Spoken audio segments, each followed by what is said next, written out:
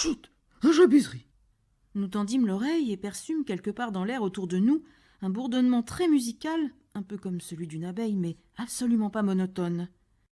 Je me demande où il est. Tout près, si j'en juge par le son. Oh, si seulement j'avais encore mon filet à papillons. Satan et tempête. Je vais peut-être manquer la chance de ma vie d'attraper le plus rare des scarabées du monde.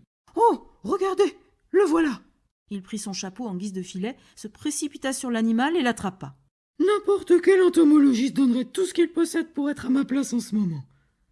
Tiens, ce jabiserie a quelque chose à la patte. On ne dirait pas de la boue. Je me demande ce que c'est. En nous approchant et en observant soigneusement, nous remarquâmes qu'il y avait quelque chose d'enroulé autour de la partie médiane de sa patte antérieure droite, qui ressemblait à une mince feuille morte. Ce fut une admirable chose que de voir comment John Dolittle, avec ses gros doigts boudinés, dénoua le fil naturel et déplia la feuille, le tout sans rien arracher et sans blesser le précieux scarabée. Je pense que cela a été écrit avec du sang. On s'est piqué le doigt pour faire ces dessins. Mais pourquoi?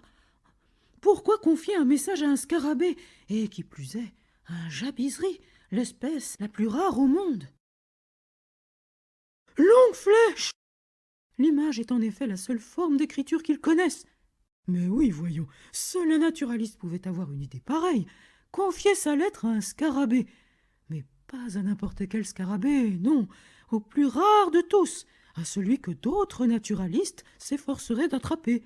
D'accord, mais à qui cette lettre est-elle adressée? À moi? Très probablement.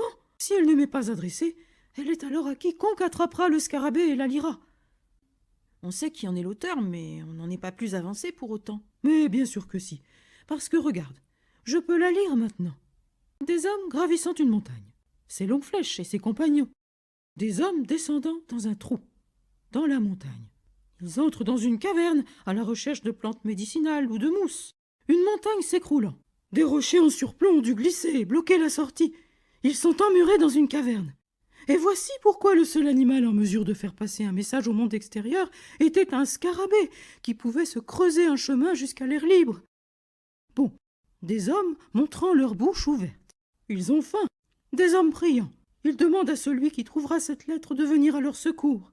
Des hommes allongés. Ils sont malades ou mourant de faim. Vite, grimpons au plus haut sommet pour apercevoir une montagne à la forme d'une tête de perroquet.